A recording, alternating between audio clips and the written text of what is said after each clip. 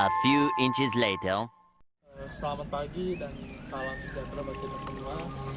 Perkenalkan, nama saya Reksi atau Mutar-Mutar dari L1111994 dari kelas B.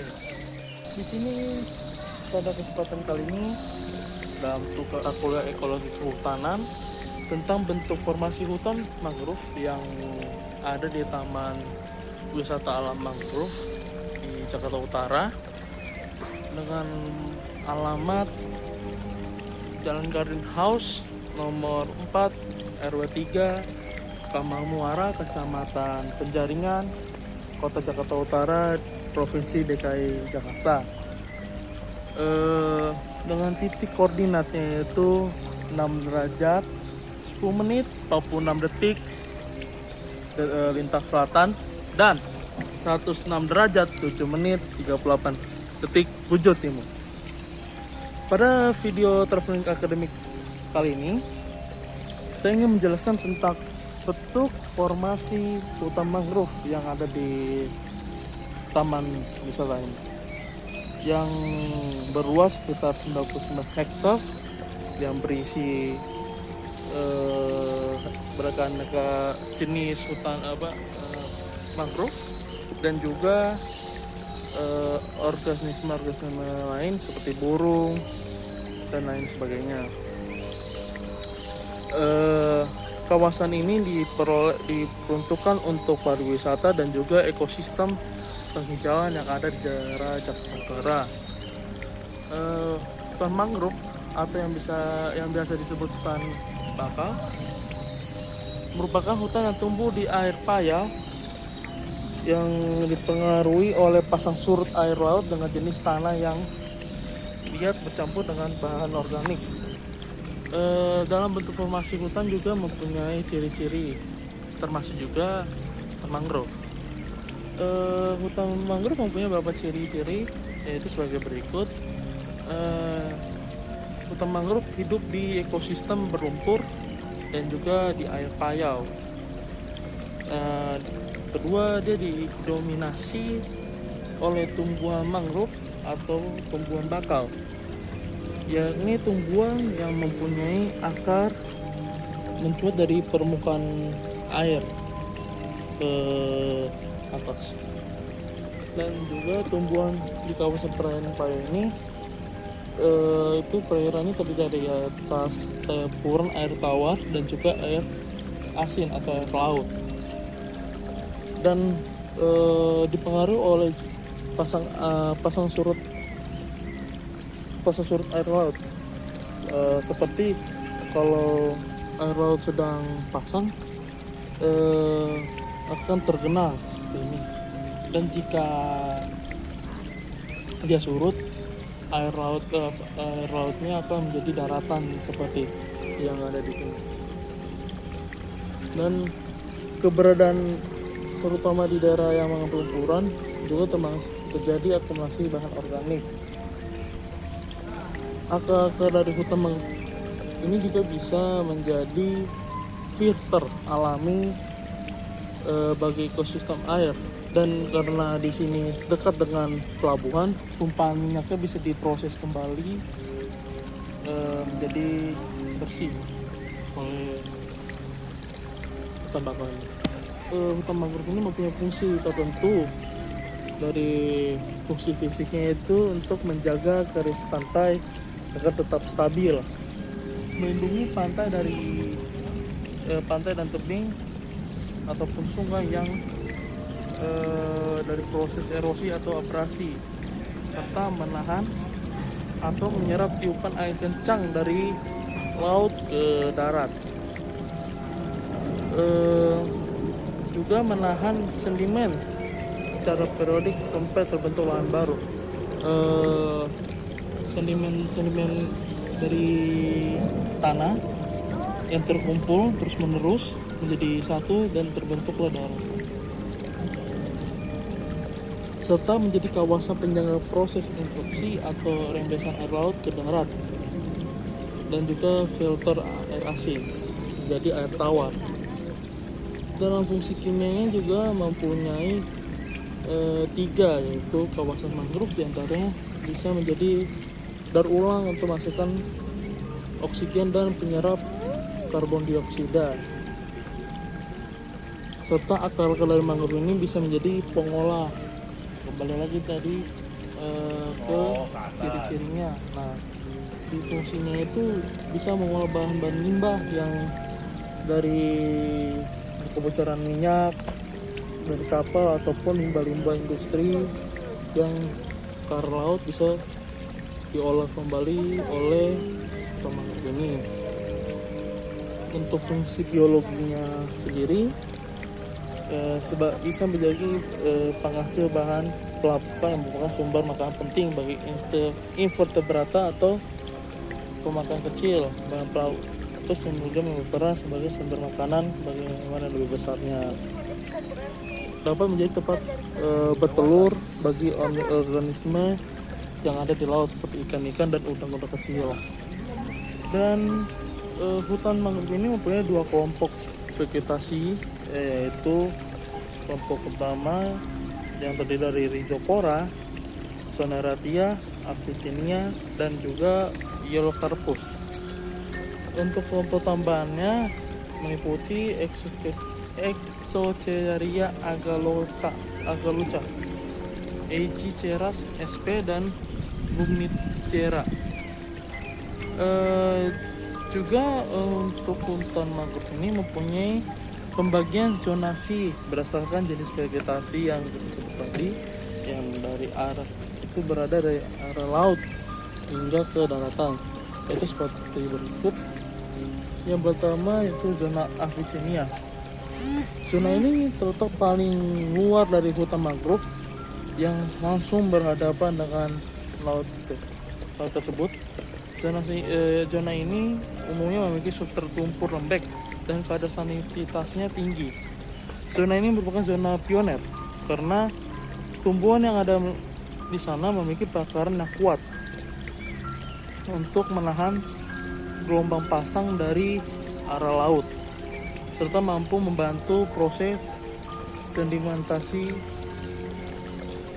lumpur. Zona Rhizopora itu terletak dari belakangnya zona Avicennia, yang substratnya itu masih berupa lumpur lunak. Namun kadar sanititasnya agak rendah. Mungkin pada zona ini masih terkena pada saat air pasang. Dan zona Bruguiera terletak pada belakang zona Rhizopora, memiliki substrat tanah lumpur keras. Bisa kita lihat itu termasuk zona Bruguiera. Itu zona ini hanya terendam pada saat air pasang.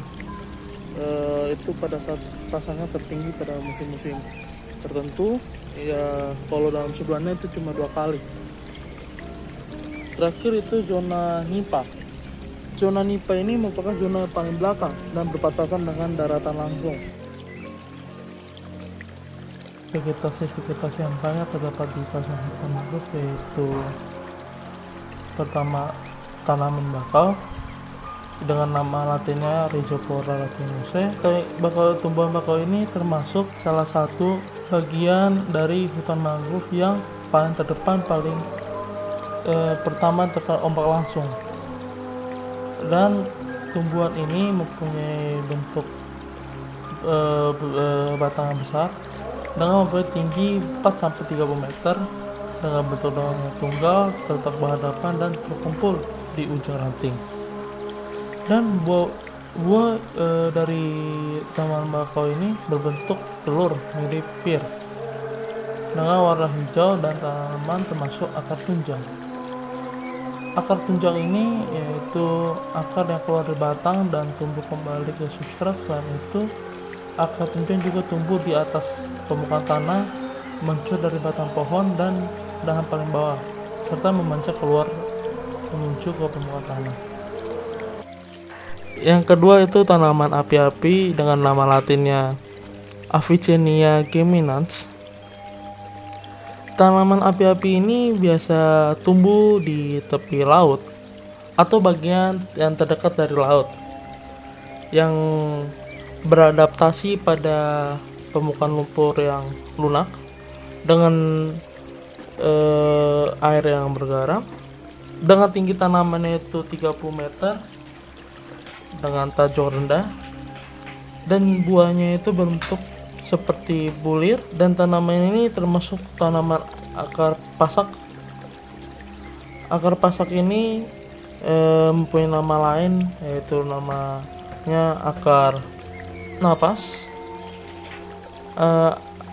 Akar ini berbentuk seperti pensil atau kerucut yang terbentuk dari perluasan tumbuhan secara horizontal yang berupa akar mencuat dari dalam tanah ke arah luar atau ke arah udara.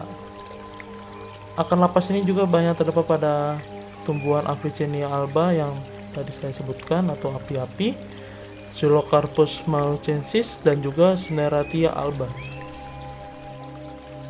Ketiga ialah tanaman putut atau nama latinnya Bruguiera gymnotivirja. Tanaman putut ini lainnya yaitu Candeka, termasuk sejenis pardu atau pohon-pohon kecil yang hidupnya di bagian pedalaman dari mangrove atau bagian tengah-tengahnya, yang beradaptasi di berbagai kondisi salinitas, hampir air tawar hingga air laut.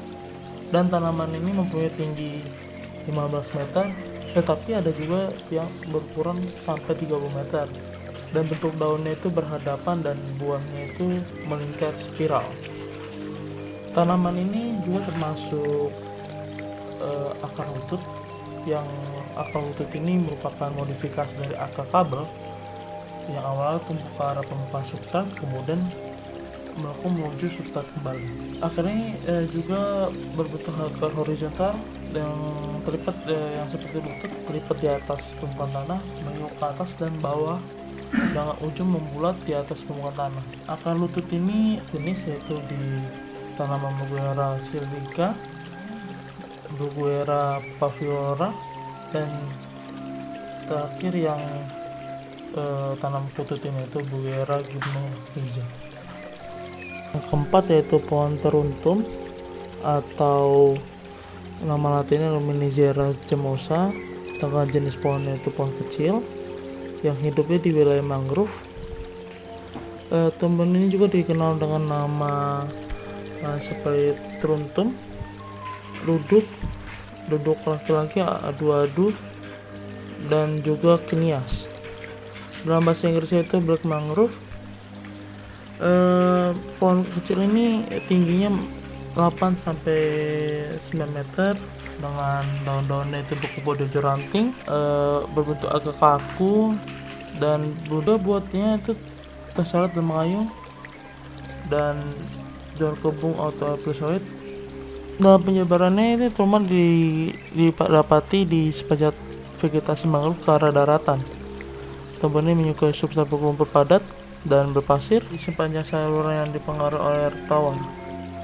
Tanaman buta-buta atau nama latinnya Exochageria agalocha, yang pohon ini merangkak kecil dengan ketinggian mencapai 15 meter. Kulit kayunya berwarna abu-abu halus dan memiliki bintil. Daunnya itu hijau tua yang dapat bisa berubah menjadi merah bata, dan juga buahnya itu seperti bola dengan 3 tonjolan berwarna hijau dan berisi biji berwarna coklat tua. Tumbuhan ini banyak di area bagian pinggir mangrove atau bagian paling dalam ke arah daratan, atau kadang-kadang di atas batas air pasang. Dan di sini banyak ditemukan tumbuh di sepanjang pinggir danau asin sumber tebusannya erat atau air payau, yang penyebaran itu di sebagian besar wilayah Asia tropis termasuk Indonesia dan juga Australia. Kenapa disebut buta-buta? Dikarenakan tanaman ini apabila dilukai daunnya akan mengeluarkan cairan berwarna putih yang kalau dikena oleh bagian organ vital mata akan buta. Dan sekian dari saya dalam memaparkan bentuk formasi hutan yang ada di Taman Wisata Alam Mangrove Jakarta Utara. apabila dalam memberikan penjelasan ada kesalahan tutur kata, mohon maafkan. Kurang lebihnya mohon maaf. Terima kasih, selamat siang dan sampai jumpa.